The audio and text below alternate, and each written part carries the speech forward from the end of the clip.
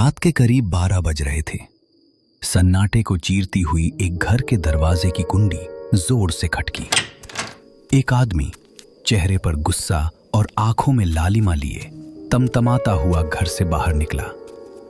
पैर पटकते हुए वो सूनी और अंधेरी सड़क पर आगे बढ़ने लगा। हवा में एक अजीब सी ठंडक थी, पर उसका शरीर गुस्से से तप रहा था।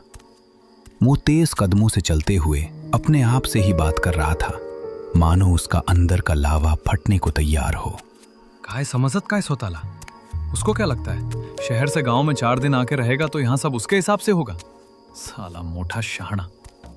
इतने सालों की मेरी मेहनत में पानी में नहीं जाने दूंगा। जमीन मेरी है, हक मेरा है।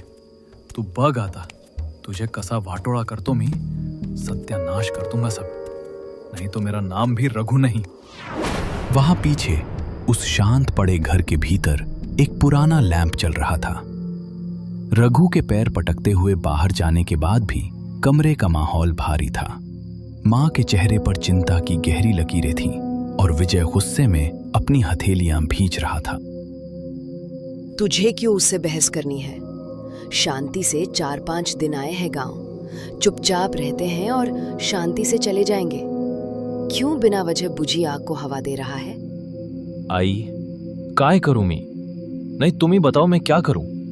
इतने सालों से मैं छोटा था, समझ नहीं थी तो सब ऐसे ही चल रहा था। आज अगर मैंने अपने हक की बात की तो तुरंत मिर्ची लग गई उनको। तेरा हक तुझे मिलेगा विजय। वो तेरा काका है, कोई दुश्मन नहीं।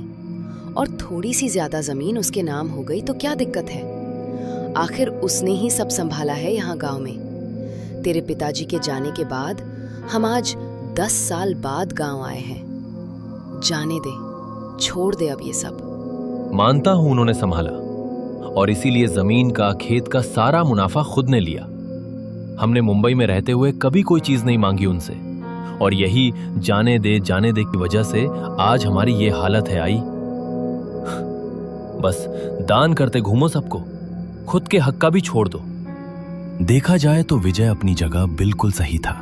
वो अपने पिता की मेहनत और उनके हक की जमीन के लिए ही तो लड़ रहा था। पर सिक्के का दूसरा पहलू ये भी था कि उसके चाचा रघुनाथ राव ने अपनी पूरी जिंदगी इसी गांव की मिट्टी में बिता दी थी। विजय के दादा दादी जब बिस्तर पर थे तब शहर से कोई नहीं आया। रघु ने ही दिन रात एक करके उन्हें संभाला था, उनकी आखिरी सांस तक सेवा की थी। रघु के दिल में यही कसक थी कि आज शहर से आकर एक लड़का उसकी पूरी जिंदगी की तपस्या पर सवाल उठा रहा था। गुस्से में पैर पटकता हुआ रघुनाथ अपने घर पहुंचता है। दरवाजा जोर से खुलता है। अंदर उसकी पत्नी वत्सला चूल्हे के पास बैठी कुछ काम कर रही थी। रघु का तमतमाता हुआ चेहरा और उसकी उफरी हुई सांसें देखकर वो तुरंत खड़ी हो जाती है। उस मुंबई वाले लाडले के पर निकल आए। आज गांव आते ही मुझसे मेरे बाप की जमीन का हिसाब मांग रहा है। साला कालचा पोरगा। कल का लड़का मुझे सिखाएगा कि हक क्या होता है। शिनोजा विजय, उसकी इतनी हिम्मत! क्या पता ये शहर वाले गांव में आकर गांव वालों को क्या समझते हैं। खुद तो सालों साल शहर में ऐश करते रहे और जब यहाँ सब ठीक हो गया तो हक जताने आ गए। लेकिन अब तुम क्या करोगे? चुप तो तुम भी नहीं बैठोगे। क्या करूंगा ये तो नहीं पता, पर कुछ न कुछ इसका जल्दी इलाज करना पड़ेगा। उसे इतनी आसानी से गांव की 1 इंच जमीन भी ले जाने नहीं दूंगा मैं। तुम बुरा ना मानो तो एक बात बताऊं? अब क्या है, जो बोलना है साफ साफ बोलो। मेरा दिमाग वैसे ही ठिकाने पर नहीं है। आपको वो गांव के बाहर दूर एक पेड़ है, पता है ना? कौन सा पेड़? साफ कहो, पहेलियां मत बुझाओ। वही पेड़ जिस पर बहुत सारी पर्चियां और सुइयां लगाई हैं। रघुनाथ एकदम ठिठक जाता है। उसकी रीढ़ में एक अजीब सी सिहरन दौड़ जाती है और वो अचानक वत्सला को देखने लगता है। रघुनाथ और वत्सला की उस खौफनाक बातचीत को बीते कुछ दिन हो चुके थे। गांव में सब कुछ ऊपर से शांत दिख रहा था, लेकिन हवा में एक अनजाना भारीपन था। एक रात खाना खाने के बाद विजय रोज की तरह टहलने निकला। गांव की रातें शहर जैसी नहीं होती। यहां सन्नाटा इतना गहरा होता है कि खुद की सांसों की आवाज भी साफ सुनाई देती है। विजय खेतों के बीच से गुजरने वाले पतले पथरीले रास्ते पर धीरे धीरे आगे बढ़ रहा था। आसमान में काले बादलों ने चांद को आधा ढक रखा था, जिससे खेतों में लंबी और डरावनी परछाइयां बन रही थीं। झींगुरों की लगातार आती आवाज के बीच अचानक कुछ अलग सुनाई दिया।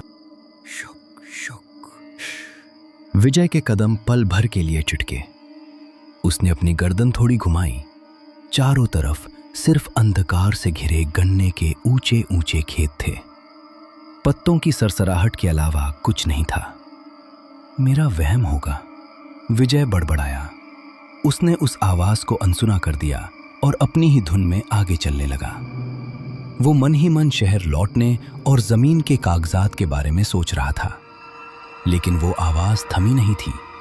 वो उसका पीछा कर रही थी। इस बार आवाज थोड़ी साफ, थोड़ी नजदीक और ज्यादा गहरी थी।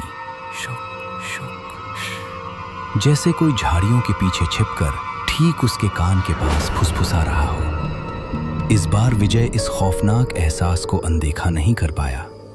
उसके रोंगटे खड़े हो गए। दिल की धड़कनें इतनी तेज हो गईं जैसे सीने से बाहर आ जाएंगी। उसने सूखी थूक निगली और हिम्मत जुटाकर धीरे धीरे पीछे मुड़कर देखा। पीछे मुड़ते ही विजय की सांसें गले में अटक गईं। वहां कोई नहीं था, सिर्फ सूनी सड़क और हवा में झूलते गन्ने के पत्ते थे। उसने राहत की सांस लेनी चाहिए, लेकिन अगले ही पल हवा एकदम बर्फीली हो गई। अचानक विजय को महसूस हुआ कि उसका अपने शरीर पर से नियंत्रण खो रहा है। एक अदृश्य भयानक ताकत ने उसे जकड़ लिया था। देखते ही देखते विजय के हाथ पैर अजीब कोनों पर मुड़ने लगे, हड्डियां चटकने लगी। उसका मुंह तिरछा होने लगा और आंखों की पुतलियां ऊपर की तरफ घूमने लगी। वो चीखना चाहता था, पर गले से सिर्फ एक घिघियाहट निकल रही थी। वो अदृश्य शक्ति उसे कठपुतली की तरह मरोड़ रही थी। तभी हाथ में टॉर्च लिए गांव का एक आदमी विट्ठल उसी रास्ते से गुजरा। विजय की ये खौफनाक हालत देखकर उसकी चीख निकल गई। अरे देवा, काय झालं है? विट्ठल को देखते ही वो अदृश्य साया झटके से दूर हटा और विजय जमीन पर बेधड़क गिरकर बेहोश हो गया। जब विजय की आंखें खुली तो वो अपने घर के पलंग पर लेटा हुआ था। उसका पूरा शरीर टूट रहा था। उसके सिरहाने विट्ठल और उसकी मां पथराई आंखों से उसे ही देख रहे थे।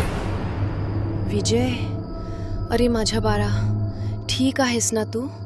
क्या हुआ था तुझे वहां खेत में? विट्ठल अगर सही समय पर नहीं पहुंचता तो अनर्थ हो जाता।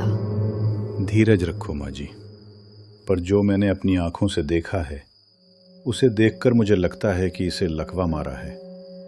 इसके हाथ पैर जैसे ऐंठ गए थे, वो कोई साधारण बात नहीं है। क्या? लकवा? ये कैसे हो सकता है विट्ठल? मेरा जवान बेटा अभी आधे घंटे पहले तक भला चंगा था। अरे देवा, मैं काय करूँ आता? किसको बुलाऊं इस रात में? माँ जी, सच कहूं तो मुझे ये सब कुछ साधारण नहीं लग रहा है। मैंने जो खेत में देखा वो कोई बीमारी नहीं थी। मला वाटतं याच्यावर कोणी करणी केली आहे। क्या? करणी? ये तुम क्या कह रहे हो विट्ठल? हमारे परिवार की गांव में किसी से कोई ऐसी दुश्मनी नहीं है। हाँ माँ जी, मैं गांव का मिजाज जानता हूँ। लगता है गांव के ही किसी ने तुम्हारे बेटे पर करणी की है। कोई तांत्रिक चक्कर है ये। नहीं तो इतने भले चंगे जवान लड़के को अचानक बैठे बिठाए ऐसा होने का कोई भी कारण नजर नहीं आ रहा। जिस तरह इसके हाथ पैर मुड़ रहे थे, मानो कोई अदृश्य साया इसे मरोड़ रहा हो। ये डॉक्टर के बस की बात नहीं है।